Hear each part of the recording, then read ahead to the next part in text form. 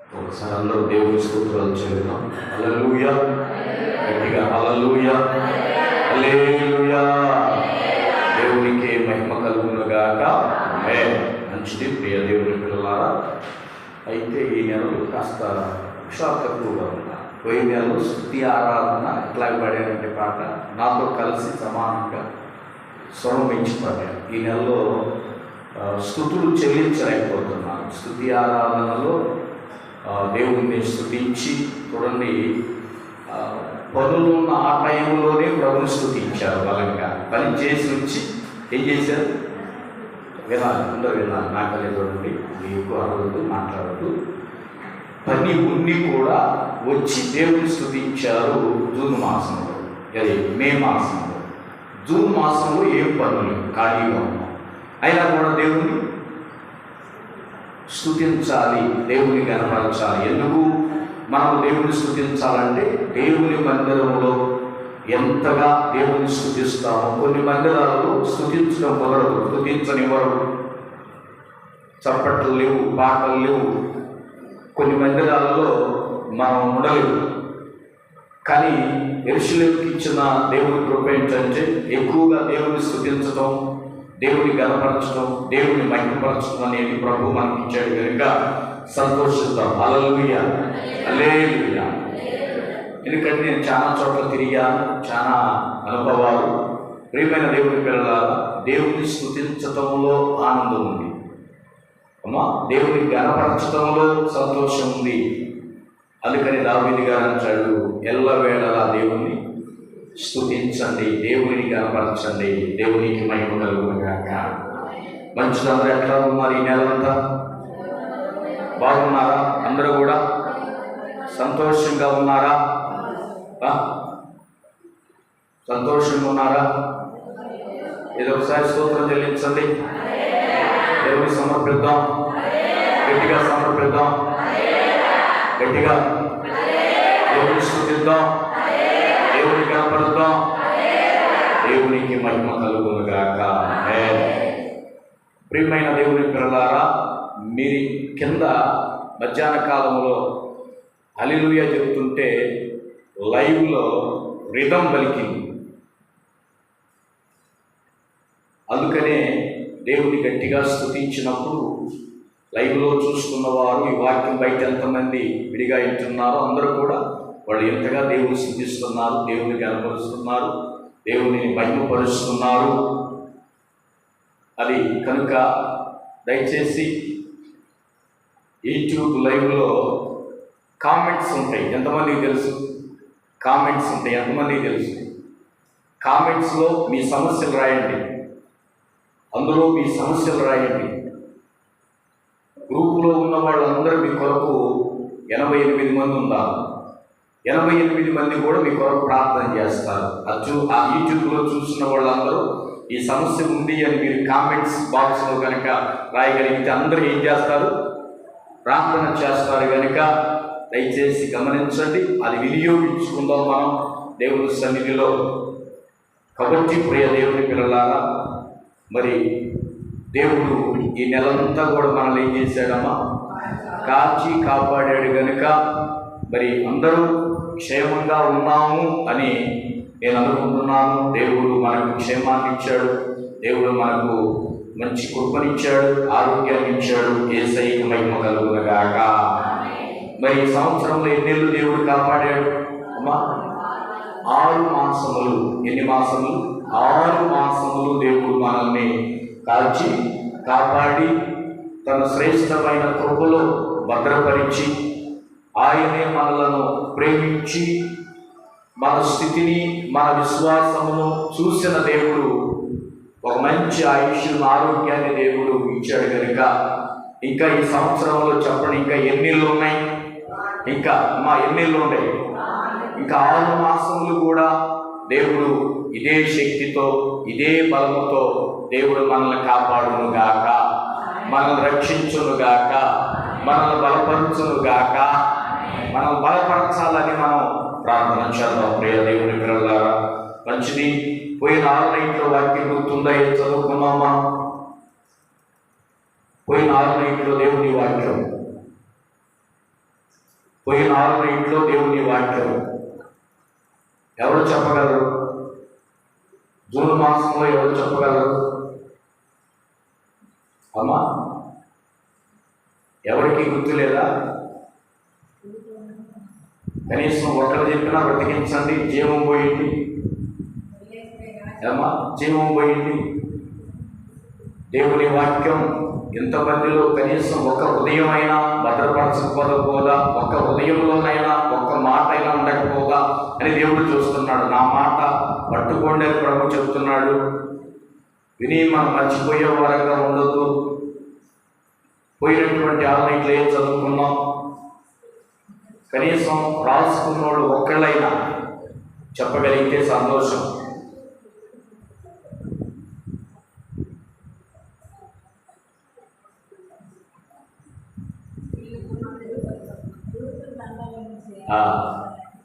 పుస్తకాలు రాస్తున్నారు. విశ్వాసం కలిగిన స్త్రీ,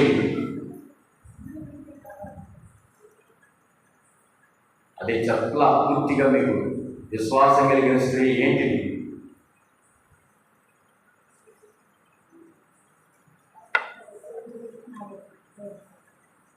తెలీదా?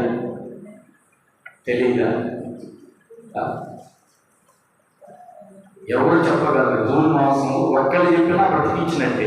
అంటే ఒక్కళ్ళు చెప్పినా సంఘాన్ని నడుము పెట్టి లాగినట్టే, బయటికి నేలలో నుంచి ఒడ్డుకు లాగినట్టే. ఒక్కళ్ళు చెప్పినా పోయిన మాసంలో, మే మాసంలో చెప్పబడిన వాక్యం ఎవరు గుర్తులేదా? గుర్తు పెట్టుకుంటారు కదా, టిక్ చేసుకుంటారు కదా. 6 నైట్లో ఏం అడుగుతారో ఇళ్ళ కాడే తీసుకొని రావాలి. మాస్టర్ గారు ఎంతైనా అడుగుతాడు 6 నైట్లో, కానీ అడిగినప్పుడు చెప్పవచ్చు ఇప్పుడు ఏమైంది. నేను కాబట్టి ఇంకొకటి అడుగుతారు ఇక్కడ. ఏమన్నా అవును కదా? దేవుని స్తోత్రం. హల్లెలూయా. స్త్రీలారా, ప్రభువులకు వలె మీ సొంత పురుషులకు లోబడి ఉండండి. రుచైన భోజన పదార్థాల గురించి మనం 2-3 నెలలు చెప్పుకోవాలి. పోయిన 6 నైట్లో ఎవరో ఒకరు తగ్గి ఉండాలి. ఒకళ్ళైనా తగ్గాలి. భర్త తగ్గాలి, లేదు కొన్ని సందర్భాల్లో భార్య తగ్గాలి, లేదు కొన్ని సందర్భాల్లో భర్త తగ్గాలి. తగ్గుండటం అనేది మంచిది. మ్యూట్ కదా, ఎమ్మంటే మ్యూట్, నిశ్శబ్దము. ఎవరో ఒకరు తగ్గ ఉండకపోతే ఆ ఇల్లు గందరగోళంగా కలహాలుగా ఉంటుంది. ఎవరో ఒకరు తగ్గి ఉండాలని మనం పోయిన 6 నైట్లో చదువుతున్నాం. ఈ 6 నైట్లో ఓర్పును గురించి మనం చదువుకుంటున్నాం. మధ్యాహ్న కాలంలో మీకు చెప్పారు, పగటి కాలంలో ఉపవాస ప్రాంతంలో కుటుంబాలలో సమాధానం ఉండాలంటే ఏం కలిగి ఉండాలి? ఓర్పు కలిగి ఉండాలి. ఓర్పు కలిగిన తల్లి ఒక తల్లి ఉంది. ఆ తల్లి పేరు తెలుసు మా అందరికీ. లేయా ఓర్పు కలిగిన తల్లి, రూతుము గారు ఓర్పు కలిగిన, ఇంకా ఓర్పు కలిగిన తల్లులు ఎవరైనా ఉన్నారా మీకు తెలిసిన వాళ్ళు? తల్లులు షారము గారు, ఇంకా రెబ్కా గారు, ఇంకా ఓర్పు కలిగి నిలబడ్డ వాళ్ళు, కుటుంబాల్లో నిలబడి సాధించిన వాళ్ళు. అమ్మా, ఇంకా అన్నా ఉంది, ఏదో సంతానం కోసం ప్రయాసపడింది, నిలబడింది, మరి కుటుంబాన్ని ఒక రేవుకు తెచ్చుకుంది. ఇంకా రూతు కూడా నిలబడింది, కుటుంబాన్ని చక్కదిద్దుకుంది, మంచి కుటుంబాన్ని పొందుతుంది. ఇంకా అమ్మ ఎస్తేరు గారు తల్లిదండ్రులు లేకపోయినా ఓర్పు కలిగి నిలబడింది. ఇంకా సరే ఇట్లా చెప్పుకుంటా పోతే ఓర్పు కలిగిన తల్లులు చాలా మంది ఉన్నారు. ఓర్చుకొని ఉండాలి. మధ్యాహ్న కాలంలో ఏం చదువుకున్నాం మనం? గుర్తుందా? ఓర్పుని అది ఏంటిది? ఎందులో ఓర్పు ఉండాలని చెప్పాము. ఎందులో ఓర్పు ఉండాలి? కలుగు. అవునా కాదా? మీ విశ్వాసం కలుగు. మీరు నానా విధమైన శోధనలో పడినప్పుడు శోధనలో ఓర్పు ఉండాలి. ఏముండాలి చెప్పాలి? శోధనలో ఏముండాలమ్మా?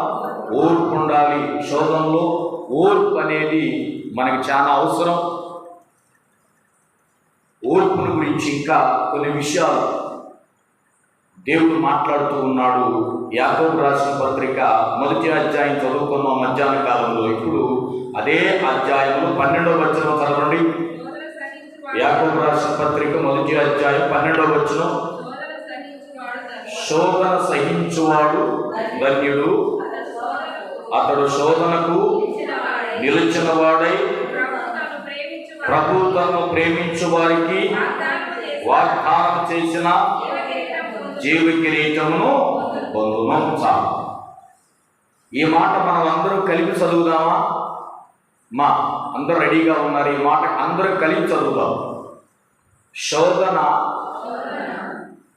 స్పష్టంగా చెప్పాలి. శోధన, పెద్దగా చెప్పాలి. శోధన, స్వరం సాగట్లా ఈ రాత్రి కాలంలో. శోధన, ఇంకా పెద్దగా. శోధన సహించువాడు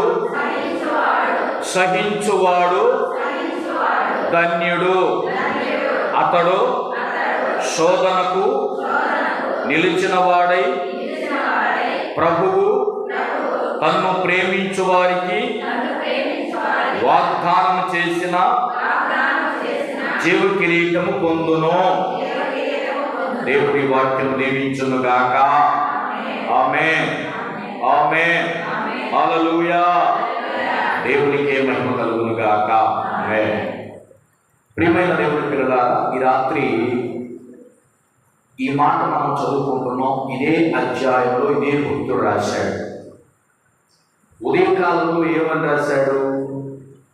మీరు శోధనలు పడినప్పుడు ఓర్పు కలిగి సహనం కలిగి ఉండండి అన్నాడు.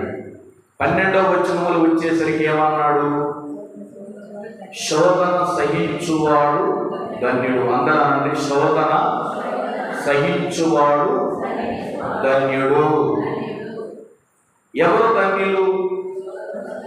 మనం అనుకుంటాం, ఒక మంచి ఇల్లు కట్టాడు అనుకో, ఏమనుకుంటాం? ఎంత ధన్యతను ఇచ్చారు దేవుడు, ఎంత ఇల్లు కట్టాడు అనుకుంటామా? లేదు, ఒక మంచి ఉద్యోగం వచ్చింది అనుకోండి, ఏమంటాం? దేవుడు ఎంత ధన్యుడిని చేశాడు ఉద్యోగం ఇప్పించి. ఇంకా మంచి భార్య దొరికింది మనకి, ఏమనుకుంటాం? వీడు ఎంత ధన్యుడు, మంచి గుణవతి అయిన భార్య దొరికింది. చూడండి, ఇవన్నీ మనం చూసుకున్నాం. ఇల్లు, పొలాలు, వాకిళ్ళు, పంట పండితే ఇవి ధన్యత కాదు. నిజమైన ధన్యత ఏందో చెప్పండి అమ్మా. ఓర్పు కలిగి ఉండటమే నిజమైన ధన్యత. దేవునికి మహిమ కలుగునుగాక. వచ్చిన శోధన, మనకు శోధన ఎప్పుడైనా వచ్చినప్పుడు వచ్చింది. కొన్నిసార్లు మనం మేలు అనుభవించినట్టుగానే శోధన కూడా అనుభవించాలి. ఏమండి, పగలు మనం అనుభవిస్తున్నాం, 6 తర్వాత రాత్రిని మనం అనుభవిస్తున్నాం, మళ్ళీ తెల్లారితే పగలు మనం అనుభవిస్తున్నాం. ఎప్పుడూ పగలు అనుభవించము, ఎప్పుడూ రాత్రులు అనుభవించము. కొంతకాలం పగలు, కొంతకాలం చీకటి. అట్లాగనే ఒక మహాభక్తుడు అన్నాడు భార్యతో, ఎప్పుడు మేలు అనుభవించడానికే మనము తగిన వారమేనా? దేవుని కోసం కీడు అనుభవించటానికి తగమా అన్నాడంట. ఆ మాట చూడండి ఎంత విలువైనదో. యోబు భార్య కీడు సహించలేకపోతుంది. ఏం సహించలేకపోతుంది? మేలు సహించిందంట. మేలు ఎంతమంది సహిస్తారు లోకంలో? మేలు జరిగితే అందరూ సహిస్తారు. కీడు జరిగితే ఎంతమంది సహిస్తారు? ఎంతమంది ఓర్చుకొని నిలబడతారంటే 100కి 10 మంది. 10 మందిలో ఒక్కళ్ళు. ఆ ఒక్కళ్ళలో యోబు గారు ఉన్నాడు. ఏమన్నాడు ఆయన? చదవండి, మనం యోబు గ్రంథం తీద్దాం ఒకసారి. చూడండి, కీడు వచ్చినప్పుడు ఏమన్నాడు, శోధన వచ్చినప్పుడు అతను ఏమన్నాడు? ఆ భక్తుని నోటి వెంట వస్తున్న ఒక చిన్న మాటను ఈ రాత్రి మనం జ్ఞాపకం చేసుకుందాం. యోగు గ్రంథం తీయండి. యోగు గ్రంథం 2వ అధ్యాయం. యోగు గ్రంథము 2వ అధ్యాయం. యోగు గ్రంథము 2వ అధ్యాయము 10వ వచనం చదవండి. యోగు గ్రంథము 2వ అధ్యాయము 10వ వచనం. అందుకతడు మూర్ఖురాలు మాటలాడునట్లు నీవు మాటలాడుచున్నావు. మనము దేవుని వలన మేలు అనుభవించుదమా, కీడును మనము అనుభవింపతగదా? దేవునికి స్తోత్రం చెప్పండి. ఏమన్నాడు? మేలు అనుభవించుదమా? అనుభవిస్తాం, మేలు అనుభవిస్తాం. మనం దేవుని చేత మేలు అనుభవిస్తాం. కానీ కొన్నిసార్లు ఏం చేయాలి మనం? ఏమన్నాడు? కీడును మనము అనుభవింప ఏమన్నాడు? తగదా అంటే తగిన వారము కామా. మనం కీడు అనుభవించడానికి తగిన వారము కామా? మనం అనుభవించలేమా కీడుని? దేవుని కొరకు మనం అనుభవించలేమా? ఇప్పటిదాకా దేవుడు చేసిన మేళ్ళు అనుభవించాం, మనం సంతోషించాం, మనం ఆనందించాం, దేవుని స్తుతించాం. కొన్నిసార్లు ఈ కీడు ఎందుకు వచ్చిందో మనకు తెలియదు. ఒకవేళ వచ్చింది, ఇప్పుడైనా మనం అనుభవించాల్సిందే. ఏది చేసినా దేవుడికి తెలియకుండా రాదు అని ఈయన ఉద్దేశం. ప్రియమైన దేవుని పిల్లలారా, కొన్నిసార్లు మనం అనుభవించవలసిన పరిస్థితి వస్తుంది. చేదైన అనుభవాలు. ఏ అనుభవాలు? అన్ని తీపి ఉంటాయా? కొన్నిసార్లు చేదు అనుభవాలు ఉంటాయి. యేసుక్రీస్తు శిలువలో ఏమి తాగాడు? చేదు చెరక పుచ్చుకున్నాడా లేదా? కాబట్టి మన జీవితంలో చేదైన అనుభవాలు. దావీదు మహారాజు గారు ఏ లోయల్లో సంచరించాడు? గాఢాంధకారపు లోయల్లో సంచరించాడు. కొన్నిసార్లు అడవుల్లో సంచరించాడు, అరణ్యంలో సంచరించాడు, మెట్ల మీద, గుట్టల మీద, మరి ఇంకా పులుల మధ్య, సింహాల మధ్య, మృగాల మధ్య నివసించవలసిన పరిస్థితి వచ్చింది. కొన్నిసార్లు రాక తప్పదు. అయితే దేవుడు ఏమన్నాడు తెలుసా? మీరు శోధనలో పడినప్పుడు దానిని సహించండి. దేవుని స్తోత్రం. ఏమన్నాడు? దానిని సహించండి. కాస్తంత సహనం కలిగి మీరుండండి. ఈ శోధన ఎంతకాలం ఉంటుందయ్యా? కొరింథీలో అంటాడు, ఎంతకాలమో తెలుసా?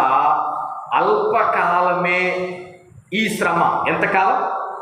అల్పకాలమే. ఇంకో మాట అంటాడు, మా సులకని శ్రమ. ఈ శ్రమ సులకనంటే తేలికైన శ్రమ. ఇటువంటి శ్రమల్లో ఉన్నప్పుడు మనం వీటిని సహించే వారముగా ఉండుముగాక. సహించాలి మనం. నేను సహించను అంటే మనం తప్పిపోతాం, పడిపోతాం, కృంగిపోతాం. ఏం చేయాలి? మనం సహించాలి. కొన్నిసార్లు ఆహారం లేని పరిస్థితుల్లో, సేవకు వచ్చిన పరిస్థితుల్లో ఏం తిన్నామో ఏమున్నామో తెలుసు,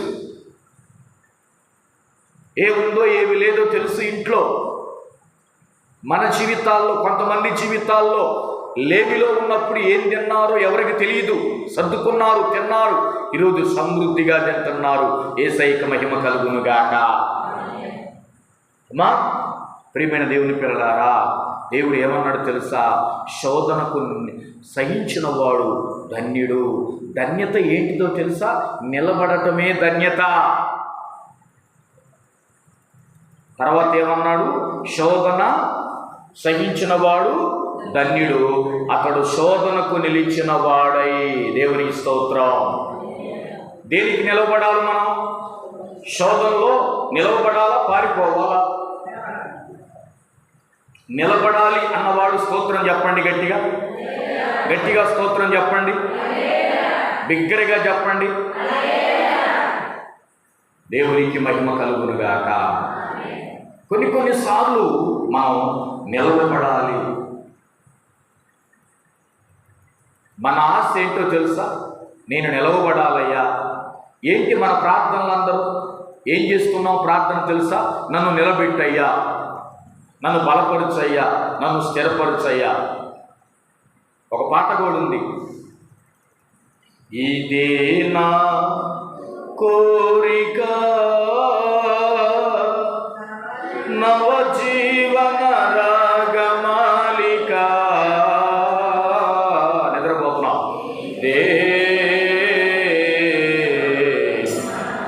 కోరిక జీవన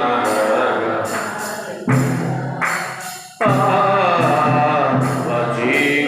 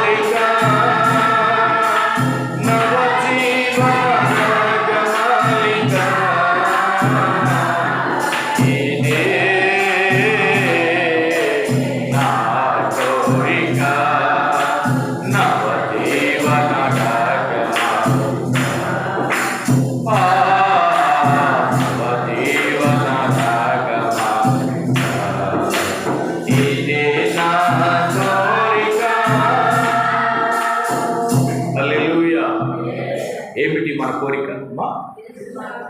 యేసులాగా ఉండాలని, యేసుతోనే ఇంకా నిలవాలని, గెలవాలని, యేసునందే, యేసునందు నీవు ఆనందించాలని పాడావు. ఎంతమంది పాడారు ఆ పాట? యేసునందు ఆనందించాలని మనం అందరం పాడాం కదా. యేసయ్య నేను ఎంతో ఆనందించాలి. ఆనందించాలి అంటే మొట్టమొదట గెలవాలి అంటే నిలబడాలి. నువ్వు నిలబడ్డావనుకో, శోధన వచ్చింది, దానిని ఎదిరించడానికి ముందు నువ్వు నిలవబడటం నేర్చుకోవాలి. స్తోత్రం చెప్పండి. ఏమి నేర్చుకోవాలి? దేనికి ఎదురుగా నిలవబడాలి? శోధన వచ్చినప్పుడు పారిపోకుండా దానికి ఎదురుగా నిలవబడి, అది నన్ను ఏం చేయదో శోధన, ఈ బలహీనత నన్ను ఏం చేయదు, ఇది నన్ను ఏం చేయదు, నా ప్రభు ఉండగాని నీవు యుద్ధ భూమిలో మొట్టమొదట నిలవబడుదువుగాక. దావీదు మహారాజు గారు అంత విజయాన్ని సాధించడానికి కారణం ఏంటో తెలుసా? గొలియాతు మీద మొట్టమొదట ఆయన ఏం చేశాడు? యుద్ధంలో నిలవబడ్డాడు. నిలవబడిన ఆయన ప్రార్థన చేశాడు, ప్రభా ఈ యుద్ధంలో నన్ను నిలవబెట్టు. అందరూ పారిపోతున్నారు, నేను పారిపోయేవాడుగా ఉండకూడదు, నేను నిలవబడాలి, యుద్ధ భూమిలో నిలవబడాలి. మరి దావీదు గారి పక్షాన ఎంతమంది ఉన్నారు? ఎవరు చెప్తారు? దావీదు గారి పక్షాన ఎంతమంది ఉన్నారు? గొలియాతు గారి పక్షాన ఎంతమంది ఉన్నారు? దావీదు గారి పక్షాన ఎంతమంది ఉన్నారు? ఎన్ని వేల మంది ఉన్నారు? ఎవరు చెప్పగలరు? బైబిల్ చదివిన వాడు. ఇశ్రాయేలు ప్రజలు ఉన్నారు. ఇంకా ఏందమ్మా బైబిల్ పూర్తిగా చదవలేదా? దావీదు పక్షాన ఎంతమంది ఉన్నారు? గొలియాతు పక్షాన ఎంతమంది ఉన్నారు? దావీదు పక్షాన ఎవరు లేరమ్మా. దేవుని స్తోత్రం చెప్పండి గట్టిగా. ఎవరు లేరు, అందరూ ఆమె దూరంలో ఇశ్రాయేలు సైన్యం అంతా అక్కడ మోకరించారు. యుద్ధ భూమిలో ఎవరు లేరు, అందరూ అక్కడే పోతున్నారు. కానీ గొలియాతుకు ఎదురుగా వచ్చి నిలబడదు ఎంతమంది? వాళ్ళందరూ దూరం నుంచి చూస్తున్నారు. ఈ ఒక్కడే వచ్చి గొలియాతు ఎదురుగా ఉన్నాడు, నిలవబడ్డాడు. ప్రాణం మీద ఆశ లేదా అన్నాడంట. దావీదు గారు అన్నాడు, నీకు కూడా ప్రాణం మీద ఆశ లేదా అన్నాడంట. గొలియాతు ఏమో ఇంట చూస్తున్నాడు, దావీదేమో ఇంట చూస్తున్నాడు. అర్థమైందా? గొలియాతు ఏమో 6 మూళ్ళ జాయిన్ అంటే ఎంత ఉంటాడు, మందిరం మీద పైన ఉంటాడు. అక్కడ నుంచి ఇదేంటి బుడతోడు, కనీసం నా గిలకలు తాగోలేడు, ఈడు నన్ను జయించడం ఏంటని కిందకి వంగి చూస్తున్నాడు మట్టిలో. దావీదు గారేమో తాడి చెట్టు అంత విరిగావు రేవులాగా, నిన్ను నేయాడ చూశాను నా తలపైకి, నా గడ నిప్పిగా ఉంది అంటున్నాడు దావీదు గారు. గిలకాడుకున్నాడు దావీదు గారు, పెద్ద ఎత్తుగా ఉన్నాడు. నీవు నన్ను జయించటమా, నీవు నన్ను జయించటమా అంటే దావీదు గారు ప్రార్థన చేశాడు. ఏమని తెలుసా? ప్రభువా, మొట్టమొదట నన్ను నిలవబెట్టు. దేవుని స్తోత్రం చెప్పండి. దావీదు గారిని నిలవబెట్టింది ఏదో తెలుసా? క్రీస్తు అనే బండ. ఏం బండ? బండ మీద నిలబడ్డాడు. ఎక్కడ నిలబడ్డాడు? ఆ బండ మీద నిలబడ్డప్పుడు కింద ఉన్న బండ దావీదు గారికి ఏమి ఇచ్చింది? ధైర్యాన్ని ఇచ్చింది, బలం ఇచ్చింది. ఒకసారి స్తోత్రం చెప్పండి, స్తోత్రం చెప్పండి. ఆ బండ ఏమంటుందో తెలుసా? నువ్వు పారిపోవద్దు, నీ ఒక్కడమైనా మిగిలేవు, చాలా సంతోషం, నీ ద్వారా వాడిని జయిస్తా, నువ్వు పారిపోవద్దు, నేను బలపరుస్తా, నేను బలపరుస్తా. నిలబడ్డ బండ ఏ స్థానం నిలబడ్డాడో ఆ స్థానం బలపరుస్తుంది. స్తోత్రం చెప్పండి. దావీదు గారు నిలబడింది ఎక్కడో తెలుసా? దేవుని మీద. అందరూ అనండి, ఎవరి మీద నిలబడ్డాడమ్మ దావీదు గారు? దేవుని మీద నిలబడ్డాడు కనుక దావీదు గారికి అంత ధైర్యాన్ని దేవుడు ఇచ్చాడు. దేవునికి మహిమ కలుగును గాక. మొట్టమొదట నిలవబడటం మనం నేర్చుకోవాలి. నీ కుటుంబంలో నిలవబడటం నేర్చుకోవాలి.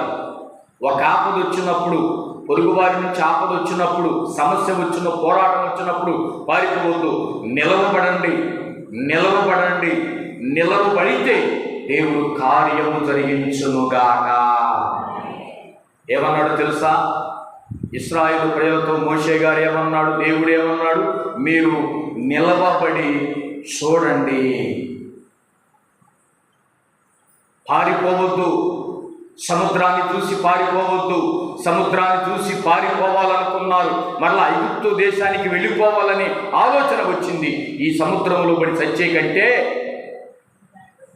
మళ్ళా ఐగుప్తు దేశానికి వెళ్ళి వాళ్ళకి బానిసత్వం చేస్తే కలో గంజో ఇస్తారు, అది తాగటం మేలు, ఇందులో పడి చచ్చే కంటే అనుకొని సముద్రాన్ని చూసి వెళ్ళిపోవాలనుకున్నారు.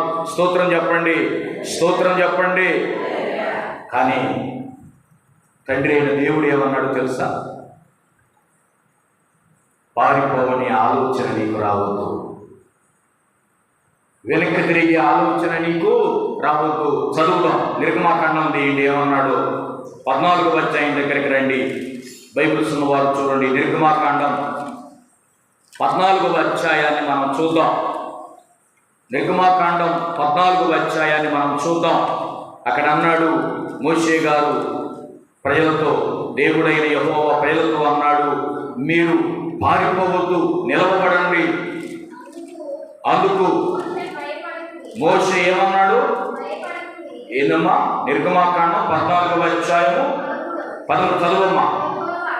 అందుకు మోషే, భయపడకుడి, యెహోవా కలగజేయబోయే రక్షణ ఊరక నిల్చుండి చూడుడి, ఐగుప్తీయులను ఇక మీదట మరి ఎన్నడూ చూడరు, యెహోవా మీ పక్షం యుద్ధము చేయును ఉండవలెనని ప్రజలతో చెప్పాను. స్తోత్రం చెప్పండి. ఈ మాటకి గట్టిగా స్తోత్రం చెప్పండి, సంతోషంగా చెప్పండి, నవ్వుతూ చెప్పండి, హ్యాపీగా చెప్పండి. హల్లెలూయా.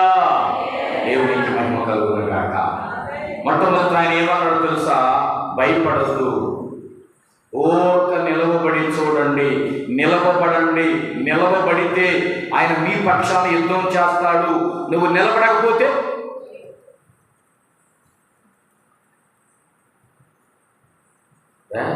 ముందు నువ్వు పోతే నీ వెనక మేము ఉంటాం. నువ్వే బాగుపోతే ఎట్లా? కాబట్టి ఇశ్రాయేలు ప్రజలు వెనక్కి పోవాలని ఆలోచన కలిగారు. ఈ ఎర్ర సముద్రాన్ని దాటే కంటే వెనక్కి పోవటం మేలు అనుకున్నారు, పారిపోదాం అనుకున్నారు. ఒకవేళ వెనక్కి పారిపోయినా వెనకేముంది? వాళ్ళ చేతుల్లో చచ్చిపోతారు, ముందుకు పోతే సముద్రంలో చచ్చిపోతారు. సామెత అవుతుంది, ముందు చూస్తే గొయ్యి, వెనక చూస్తే నొయ్యి. గొయ్యిలో పడ్డా ప్రాణం పోయింది, నూతిలో పడ్డా ఎటు పోవాలి? అటు కక్కలేక ఇటు మింగలేక, అటు చెప్పలేక ఇటు చెప్పలేక పరిస్థితి మధ్యలో ఉంది. పారిపోవద్దు, పారిపోవద్దు అన్నాడు. దేవుడు ఏమన్నాడు తెలుసా? మీరు ఊరక నిల్చుండి చూడుడి. దేవునికి స్తోత్రం చెప్పండి అందరనండి. మీరు ఊరక నిల్చుండి చూడుడి. మీరు ఊరక నిల్చుండి చూడుడి. ఊరకంటే డబ్బులు ఇచ్చే పని, ఎవరికి ఇవ్వాల్సిన పని. ఊరకనే ఉచితంగా మీరు నిలబడండి. ఉచితంగా ఏమీ లేదు, మీరు చేయాల్సిన పని నిలవబడండి. లక్షల కోట్లు ఇవ్వాల్సిన పనిలా, ఖర్చు పెట్టాల్సిన పనిలా మీరు నిలవబడండి. మీరు నిలవబడితే ఏం జరిగిందో తెలుసా? యెహోవా నీ పక్షమున యుద్ధం చేయునుగాక. అందరనండి ఈ రాత్రి, యెహోవా మన పక్షమున యుద్ధం చేయునుగాక. యెహోవా నీ పక్షమున యుద్ధమును చేయునుగాక. యెహోవా నా పక్షమున యుద్ధము చేయునుగాక.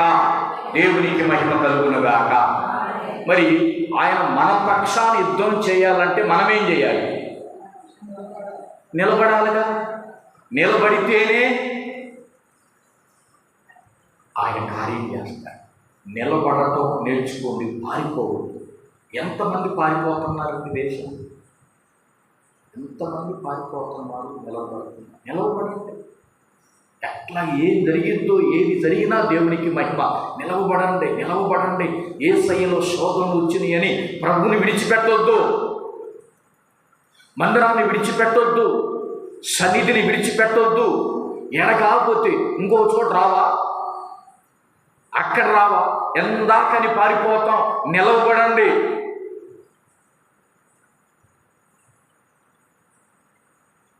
నిలవబడదాం, యుద్ధం చేద్దాం. దేవుని స్తోత్ర, దేవునికి స్తోత్ర. నిలవబడాలంటే నీలో ఉన్న భయం పోవాలి. భయం ఉంటే ఏముంది? నిలబడలేదు. ఆ భయం మనల్ని నిలబడలేదు, పారిపోయేటట్టు చేస్తుంది. అందుకని దేవుడు అన్నాడు ఈ రాత్రి, శోధనకు నిలిచిన వాడై ఇశ్రాయేలీయుల దేవుడు నిలవబెట్టాడా లేదు? వాళ్ళు నిలవబడగానే దేవుడు వాళ్ళ పక్షాన ఏం చేశాడు చెప్పండి? మరి వాళ్ళ పక్షాన యుద్ధం చేసిన దేవుడు మన పక్షాన చేయలేడా? దావీదు పక్షాన యుద్ధం చేసిన దేవుడు మన పక్షాన చేయలేడా? చేస్తాడు. నీ పక్షాన చేయునుగాక. ఎప్పుడంటే నీవు ఆయన కొరకు నిలబడ్డప్పుడు ఆయన నీ కొరకు నిలబడతాడు. మరి నీవు ఆయన కొరకు నిలబడకపోతే ఏమండి? ముఖ్యమంత్రి పక్షాన, ముఖ్యమంత్రి ఓడిపోయినా గెలిచినా నిలబడ్డారనుకో ఎమ్మెల్యే, అతను గెలిచిన తర్వాత ఏమిస్తాడు చెప్పండి? ఒకవేళ ఈసారి గెలిస్తే పదవిస్తారు. వీడు నేను ఓడిపోయినా నాతోనే ఉన్నాడు. కొంతమంది ఏ పార్టీ ఫామ్లో ఉంటే ఆ పార్టీలోకి జంప్ అయ్యేవాళ్ళు లేనట. అంటే కొంతమంది ఎమ్మెల్యేలు ఉన్నారు, గెలిచినా ఓడినా ఆ నాయకుడి మీద అభిమానం కలిగి ఉన్నవాడు. అతను గెలిచినప్పుడు ఏమిస్తాడు చెప్పండి? అభిమానంతో ఏమిస్తాడు? మంచి పదవి. ఎందుకు ఇస్తాడు చెప్పండి? అందరూ నన్ను వదిలిపెట్టినా ఈ ఎమ్మెల్యే నన్ను వదిలిపెట్టలేదు, ఇతనికి మంచి పదవి ఇద్దాం, మంచి పదవి ఇద్దాం. నిలబడ్డప్పుడు దేవుని స్తోత్రం చెప్పండి, దేవుని స్తోత్రం చెప్పండి. దావీదు గారి ఇంటిలో ఇత్తయి అని ఒక వ్యక్తి ఉన్నాడు. ఎవరు? ఇత్తయి. అమ్మ ఎంతమంది తెలుసు ఇత్తయి సంగతి? సహోదరు ఇంకేమో తెలుసు? ఇంకేం తెలుసు? ఎంతమంది తెలుసు ఇత్తయి సంగతి? నీకు తెలుసు, ఒకళ్ళకి తెలుసు ఇత్తయి. చెప్తా. దావీదు మహారాజు గారు అరణ్యంలోకి పారిపోయినప్పుడు అబ్షాలోము పక్షాన చాలా మంది ఉన్నారు, కానీ దావీదు గారి పక్షాన 400 మందే ఉన్నారు. అయితే ఆ 400 మందిలో ఇత్తయి అనే ఒక ఆయన ఉన్నాడు. దావీదు గారు ఏమన్నా తెలుసా ఇత్తయిని? ఇత్తయ్య, నీవు రాజ్యంలో అబ్షాలోము పక్షానుండు, మరి నాకు రాజ్యం లేదు, నాకు సైన్యం లేదు, నాకు తినటానికే తిండి లేదు, ఈ అరణ్యంలో నేనుంటున్నా, నాతో ఉండి నాతో పస్తులుండే కంటే రాజుగారి దగ్గర ఉంటే 4 పూట్ల భోజనం పెడతారని పొమ్మంటే ఇత్తయి ఏమన్నాడో తెలుసా దావీదు గారిని చూసి? రాజా, నువ్వు ఏది పెడితే అదే తింటా, నీ చేతితో ఏది ఇస్తే అదే తాగుతా, అంతేగాని నిన్ను వదిలిపెట్టి పోను, ఎంత కష్టమైనా నీతో ఉంటానన్నాడు. ఈ మాటకు ఒక్కసారి స్తోత్రం చెప్పండి. ఈ మాటకి గట్టిగా స్తోత్రం చెప్పండి, గట్టిగా స్తోత్రం చెప్పండి. ఇత్తయి అభిమానాన్ని పొందుకున్న దావీదు గారు రాజైన తర్వాత సైన్యంలో 3 భాగాలు చేశాడు. సైన్యాధికారుల్ని 3వ భాగం మీద సైన్యాధ్యక్షుడిగా ఇత్తయిను నిలబెడితే ఇత్తయ్య కన్నీళ్లు గార్చాడు. ఒకసారి స్తోత్రం చెప్పండి. అదే అబ్షాలోము పక్షానంటే ఇత్తయికి చిన్న పదవి దొరికేది కాదు, కానీ దావీదును నమ్ముకున్నాడు గనుక, శ్రమైనా మేలైనా నిలబడ్డాడు గనుక దావీదు చెట్టు కింద పడుకుంటే చెట్టు కింద పడుకున్నాడు, నేల మీద పడుకుంటే నేల మీద పడుకున్నాడు కనుక దావీదు మహారాజు అయినప్పుడు ఒక మంచి పదవినిచ్చాడు. దేవునికి మహిమ కలుగునుగాక. ఈరోజు మనం కూడా యేసయ్యతో కలిసి మనం ఉన్నామనుకో, యేసయ్య కోసం నిలబడ్డామనుకో, యేసయ్య రేపు ఏమిస్తాడో తెలుసా? మనకి ఏమిస్తాడో తెలుసా? 12వ వచనంలో మీరు చదివారు. యాకోబు 1:12 ఏం చదివారు? జీవ కిరీటం అనుగ్రహించునుగాక. ఎవరికి? జీవ కిరీటము దేవుడు. ఏమండి? నిలవబడితే గెలుస్తాం, గెలిస్తే దేవుడు ఏమిస్తాడు చెప్పండి? జీవ కిరీటం అనుగ్రహించునుగాక. ఏ కిరీటం చెప్పాలి? ఏ కిరీటం? పొద్దున ఏం చదువుకున్నాం మనం? శోధనలో ఓర్పు కలిగి సహిస్తే ఏ కొదువ ఉండదనుకున్నామో లోకంలో, కుటుంబంలో, మరి పరలోకంలో కూడా ఏ కొదువ మనకు ఉండదు. జీవ కిరీటాన్ని దేవుడు మనకిస్తాడు. ఏ కిరీటాన్ని? అందరూ చెప్పండి. ఏ కిరీటాన్ని ఇస్తాడు? జీవ కిరీటాన్ని దేవుడు అనుగ్రహించునుగాక. ఎవరికి ఇస్తాడు జీవ కిరీటాన్ని? ఎవరు చెప్తారు? ఎవరికి ఇస్తాడు దేవుడు జీవ కిరీటాన్ని? శోధనకు నిలవబడి సహించిన వానికి దేవుడు ఏమిస్తాడు? ఒక మంచి గిఫ్ట్ ఇస్తాడు. దావీదు గారు ఇత్తయికి ఇచ్చినట్టుగా పదవి, పరలోక సంబంధమైన పదవిని దేవుడు అనుగ్రహించునుగాక. ఏ కిరీటం ఇస్తాడు? జీవ కిరీటం ఇచ్చాడు. ఆ కిరీటంలో జీవం ఉంది, ఎప్పుడు జీవింపజేసే కిరీటం. అపొస్తలుడైన పౌలు గారికి దేవుడు ఏ కిరీటం ఇచ్చాడు? ఎవరు చెప్తారు? పౌలు గారికి ఏ కిరీటం ఇచ్చాడు? అందరూ మర్చిపోయారా? తిమోతి పత్రిక చదవలేదా? అసలు బైబిల్ చదవట్లేదా? అయ్యో యేసయ్యా, స్తోత్రం ఆయన. తండ్రి, పరలోకపు తండ్రి, వందనాలయ్యా. పౌలు గారికి ఏ కిరీటం ఆయనే చెప్పాడు కదమ్మా, నాకు ఫలానా కిరీటం ఇచ్చాడు, నాకే కాదు మీకు కూడా ఇస్తాడు. కాదు, నీతి. ఎవరు చెప్పారు నీతి కిరీటం అని? ఎవరి స్తోత్రం చెప్పండి. నీతి కిరీటం అమ్మ. 2వ తిమోతి 4వ అధ్యాయంలో 7వ వచనంలో నా కొరకు నీతి కిరీటం ఉంచబడి ఉంది. ఏ కిరీటం చెప్పాలి అందరూ? ఏ కిరీటం? ఏ కిరీటం? ఎందుకని పౌలు గారికి నీతి కిరీటం ఇచ్చాడు?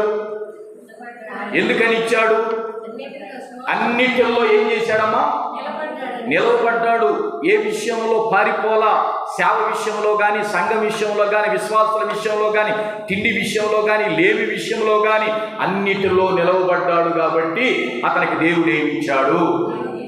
చదువుదాం 2 కొరింథీ 11వ అధ్యాయం తీయండి. 2 కొరింథీ 11వ అధ్యాయం 26వ వచనం చూడండి, 24వ వచనం చూడండి, లేదు 23వ వచనం చూడండి.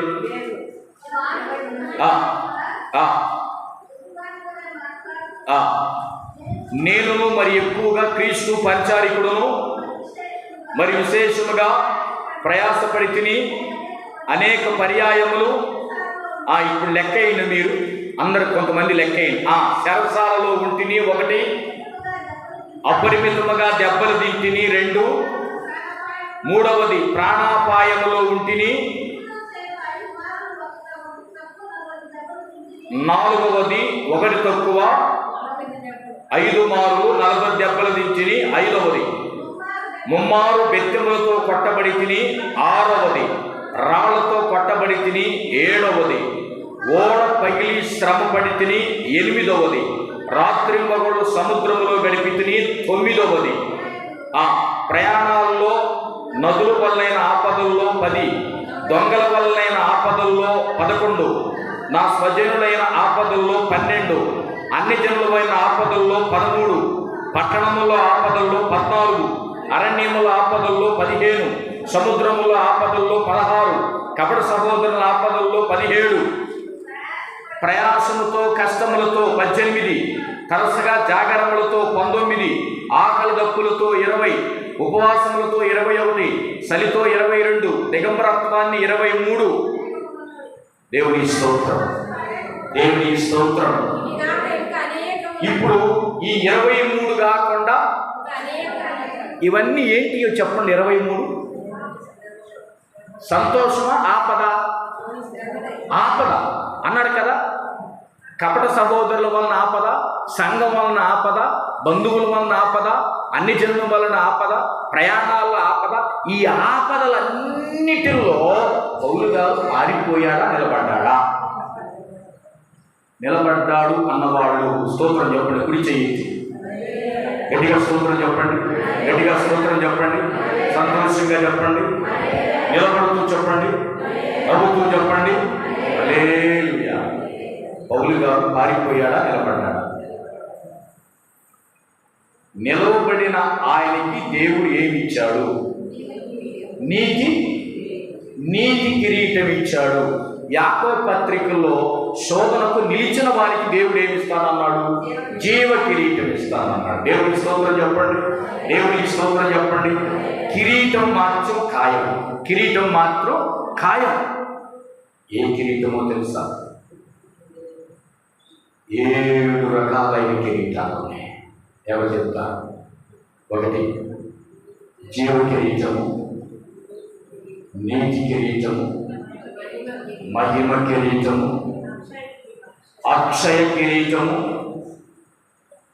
4 చెప్పారు, తంతాలు కూడా తప్పులేదు. 4 నెగ్గారంటే గుర్తుండండి. పరిష్కారం చెప్పండి. 1 జీవ కిరీటము, నీతి కిరీటము, మహిమ కిరీటము, అక్షయ కిరీటము, వెరీ గుడ్, వాడవారని కిరీటము. ఇంకా 2 కొంచెం ప్రయాసపడండి, కొంచెం బిడ్డ కోసం ప్రయాసపడండి. ఇంకా 2 ప్రయాసపడండి.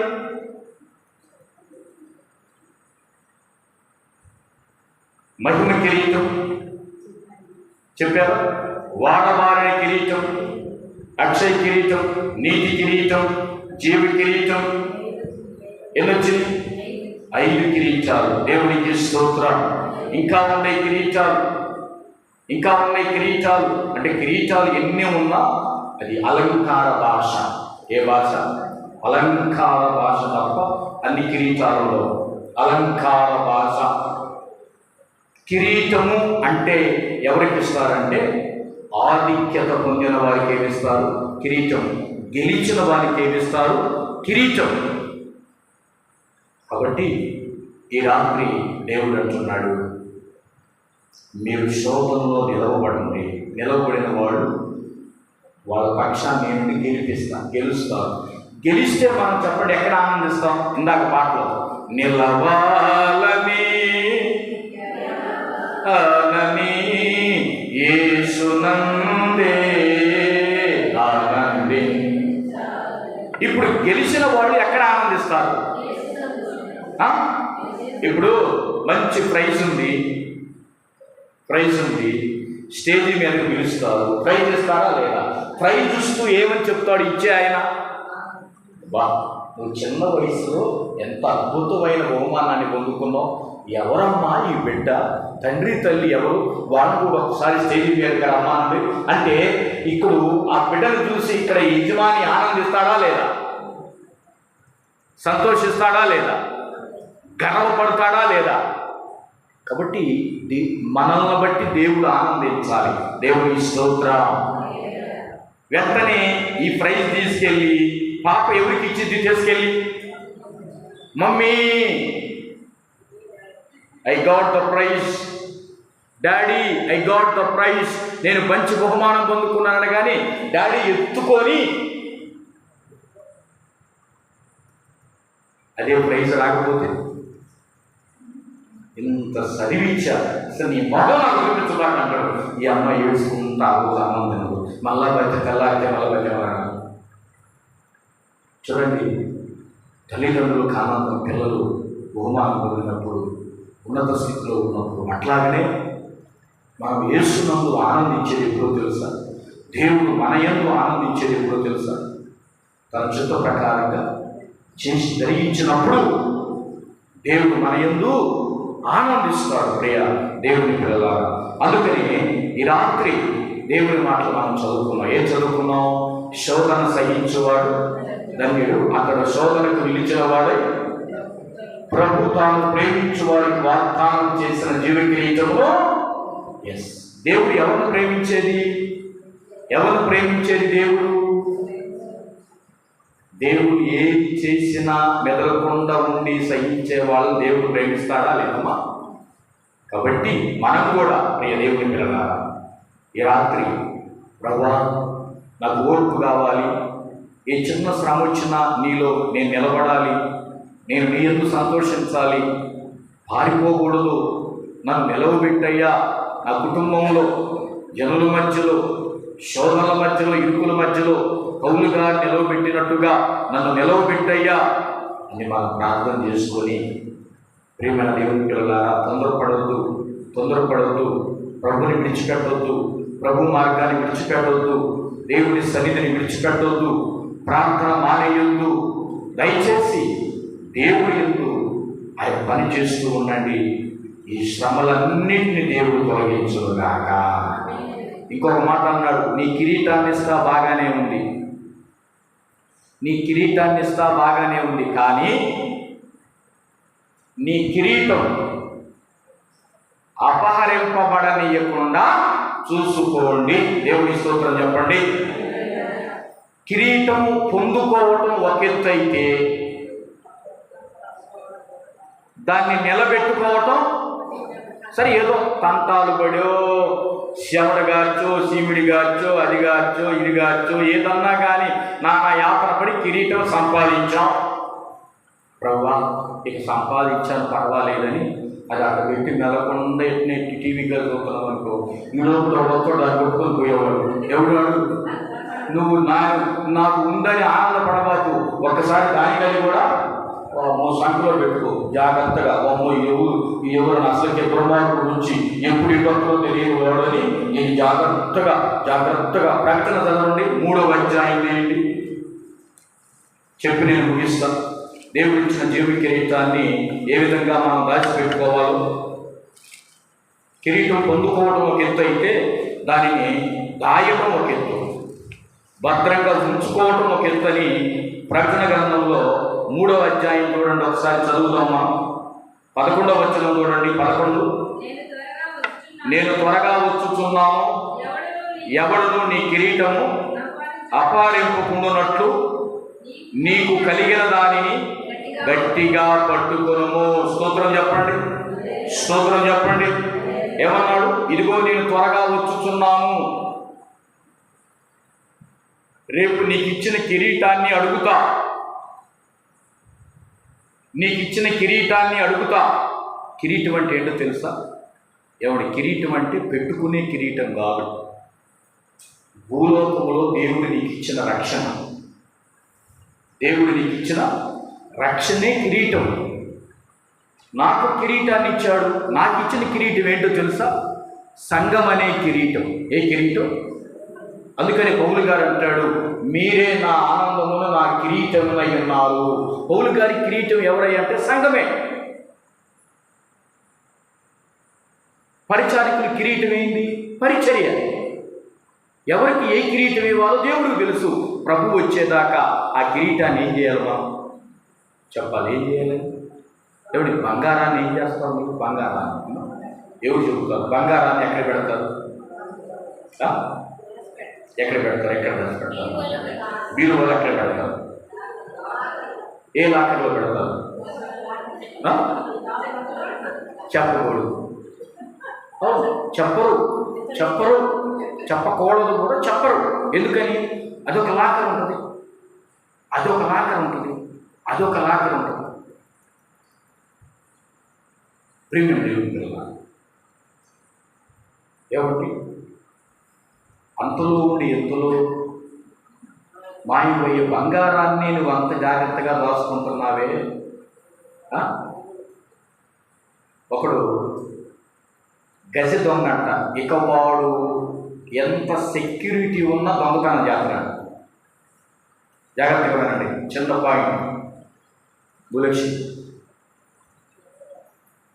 ఎట్టున్నావా అంటే ఎంత దొంగ, ఎంత సెక్యూరిటీ ఉన్నా వాడు దొంగతనం. అంత దొంగలో వాడికి PhD బిరుదు ఇచ్చారంట. ఏ బిరుదు? చదువులో అని చెప్పింది, దొంగతనంలో. భార్య చిన్న టెస్ట్ పెట్టిందంట. భార్య, నీవు ఇంట్లో దొంగతనం చేస్తాను కదా, మన ఇంట్లో బంగారం పెడతా, నీవు కనుక ఆ బంగారం కనుక్కుంటే సదాకాలం నీకు లోపడతానన్నమాట. కథాలలోనే దొంగతనం చేశా, మన ఇంట్లో నేను దొంగతనం చేసి పెట్టుకోవాలన్నమాట. సాయంత్రం పెట్టింది బంగారం. సాయంత్రం 6 నుంచి తెల్లారి 6 దాకా ఎదుగుతున్నారన్న. ఇదేంటా? పెద్ద పెద్దలోనే దొంగతనం చేస్తే నా ఇంట్లో ఏంటి కనపడలేదని 6 అవుతుందంట. తెల్లారుతుందంట, చెమటలో పడుతున్నాయి. ఎందుకని? దొరకాలగా, అన్యం కాల్సిందిగా. ఏంటి? ఎక్కడ మొత్తం ఫస్ట్ ఎక్కడ ఎతికాడో చెప్పండి. వంటింట్లో ఎతికాడు. ఆడవాళ్ళు పెట్టేది ఎక్కడ? సాధ్యం. పప్పు డబ్బాలు, కందిపప్పు డబ్బాలు, బియ్యంలో కదా, బట్టల్లో పెడతారు. మొత్తం వెతికాడంట, ఎక్కడ ఉంటా? ఇదేందా, నాకు విషయం పరీక్ష అయిందా అనుకొని సరే ఓడిపోయి ఎక్కడ చెప్పాను, పోయి నీ మనసులో దిల్లి కింద పెట్టానన్నమాట. ఎక్కడ పెట్టానన్నది చెప్పాలి. ఎక్కడ పెట్టానన్నది? వాడు అన్నీ ఎత్తిండు, కానీ వాడు వండుకున్న మంచం ఏమనుకున్నాడు? ఆయన నా మంచం కింద ఎక్కడ పెట్టింది నేనే చూస్తాను కదని అంతా ఎతికాడు. నా మంచం కింద భార్య తెలివి కలదు కాబట్టి అన్ని ఎత్తుకుతాడు. నాకు తెలుసు వాడి మంచం వాడు ఎత్తడం. దిండి కింద పెట్టింది అంట. అందుకని రాత్రి దేవుని పిల్లలారా, దేవుడు మనకి ఇచ్చిన కిరీటాన్ని దొంగ అపహరించబోయే ప్రమాదం ఉంది, దొంగిలించబోయే ప్రమాదం ఉంది కనుక బైబిల్ గ్రంథంలో తెస్సలోనికైన పత్రిక 5వ అధ్యాయం, దొంగ ఎప్పుడు వచ్చునో ఎవరికి తెలియదు. రాత్రి వేళ రావచ్చు, పగలు రావచ్చు, 3వ జామున రావచ్చు, 4వ జామున రావచ్చు. కనుక జాగ్రత్తగా ఉండాలి. ఈ రాత్రి మనం నేర్చుకున్న పాఠం ఏంటో తెలుసా? ప్రేమని దేవుని పిల్లలారా, మనం నిలబడదాం. దేవుడు మన పక్షాన నుండి గెలిపిస్తాడు. మనం నిలబడి ప్రభు వాగ్దానం చేసిన దేవి కిరీటాన్ని పొందుకుందాం. ఇప్పుడు చెప్పండి, ఫ్యామిలీలో 6 పదాలు మనం నేర్చుకున్నాం. ఇవాళతో అయిపోయింది. ఏమైపోయింది? సామెతలు 17 మొదటి వచనం అయిపోయింది. రుచి అయిన భోజన పదార్థములను కలహంతో కూడిన ఇంట ఉండట కంటే నెమ్మది కలిగిన రొట్టె ముక్క తినుట. ఆ నెమ్మది కలిగిన ఇల్లుగా ఉండాలంటే 6 విషయాలు. ఒకటి, ఫస్ట్ కానీ చెప్పండి, భార్యాభర్తల మధ్య ఫెయిత్, నమ్మకం ఉండాలి. రెండవది, భార్యాభర్త చెప్పే సమాధానం నీ కుటుంబం నెమ్మదిగా ఉంటుంది. మూడవది, ఒకరన్నా తగ్గుంటే ఆ కుటుంబం నెమ్మదిగా ఉంటుంది. నాలుగవది, ప్రార్థన చేస్తే ఇల్లు నెమ్మదిగా ఉంటుంది. ఐదవది ప్రేమ కలిగి ఉంటే నెమ్మదిగా ఉంటుంది. ఆరవది, ఓర్పు కలిగి ఉంటే నెమ్మదిగా ఉంటుంది. ఈ 6 లక్షణాలు మనం కలిగి ఉండి మన గృహాలు నెమ్మదిగా ఉంచుకుందాం, సమాధానంగా ఉంచుకుందాం, క్రీస్తుని కలిగి ఉంచుకుందాం.